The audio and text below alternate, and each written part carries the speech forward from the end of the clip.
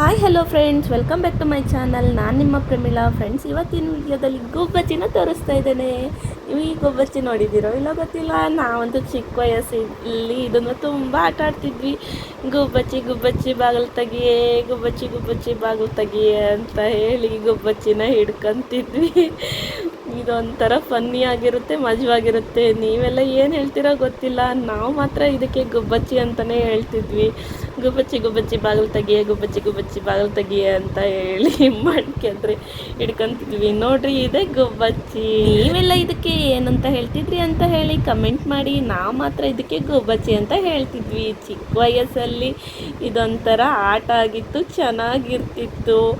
ಇಂಥವು ತುಂಬ ಸಿಗ್ತವೆ ಮನೆ ಹತ್ರ ಎಲ್ಲ, ಮನೆ ಅಂಗಳದಾಗೆಲ್ಲ ಸಿಗ್ತಿದ್ವು. ನಾವೆಷ್ಟೇ ದೊಡ್ಡವರಾಗಿದ್ರು ಬಾಲ್ಯ ಜೀವನನೇ ಚೆನ್ನಾಗಿ ಅಲ್ವಾ. ಇವಾಗಿನ ಲೈಫ್ ಸ್ಟೈಲಿಗೆ ಕಂಪೇರ್ ಮಾಡಿಕೊಂಡ್ರೆ ಆವಾಗಿನ ಲೈಫ್ ಸ್ಟೈಲು ತುಂಬ ಚೆನ್ನಾಗಿ ಅನಿಸುತ್ತೆ. ಈಗಿನ ಮಕ್ಕಳಿಗೆಲ್ಲ ಇವು ಗೊತ್ತಿರಲಿಕ್ಕೆ ಇಲ್ಲ. ಇದೆಲ್ಲ ನಮ್ಮ ಕಾಲದಲ್ಲೇ ಮುಗಿದೋಯ್ತು ಅಂತ ಹೇಳಿ ಅನಿಸುತ್ತೆ. ನೀವೆಲ್ಲ ಆಡಿದ್ದೀರಾ ಈ ಗುಬ್ಬಚ್ಚಿ ಆಟನ? ಆಡಿದರೆ ಈ ಗುಬ್ಬಚ್ಚಿಗೆ ನೀವು ಏನಂತ ಹೇಳ್ತೀರಾ ಕಮೆಂಟ್ ಮಾಡಿ. ಹಾಗೆ ನನ್ನ ಚಾನಲ್ನ ಸಬ್ಸ್ಕ್ರೈಬ್ ಮಾಡಿ, ಲೈಕು ಶೇರು ಕಮೆಂಟ್ ಮಾಡಿ. ನೋಡಿ ಗುಬ್ಬಚ್ಚಿ, 2 ಗುಬ್ಬಚ್ಚಿ ಹಿಡ್ದಿದ್ದೀನಿ ನಾನು. ನೋಡಿ ಗುಬ್ಬಚ್ಚಿಗಳು ಹೆಂಗಿದ್ದಾವೆ ಅಂತ ಹೇಳಿ. ಪಾಪ ಆ ಕಡೆ ಈ ಕಡೆ ಆ ಕಡೆ ಈ ಕಡೆ ಮಾಡ್ತಾ ಇದ್ದಾವೆ. ಬೇಜಾರಾಗ್ತಿದೆ ಅವ್ನು ನೋಡಿದರೆ. ಹಂಗೆ ಇಟ್ಬಿಟ್ಟು ಮತ್ತೆ ತಿರ್ಗಾ ಬಿಟ್ಬಿಟ್ನಪ್ಪ ನಾನು. ನಂಗೆ ಬೇಜಾರಾಯಿತು. ಅದಕ್ಕೋಸ್ಕರ ಇಷ್ಟೇ ಇವತ್ತಿನ ಕತೆ. ಟಾಟಾ, ಬಾಯ್ ಬಾಯ್. ನೆಕ್ಸ್ಟ್ ವಿಡಿಯೋದಲ್ಲಿ ಮೀಟ್ ಮಾಡೋಣ.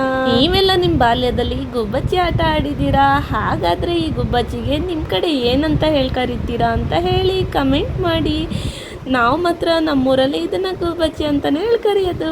ಟಾಟಾ, ಬಾಯ್ ಬಾಯ್. ನೆಕ್ಸ್ಟ್ ವಿಡಿಯೋದಲ್ಲಿ ಮೀಟ್ ಮಾಡೋಣ. Take care friends.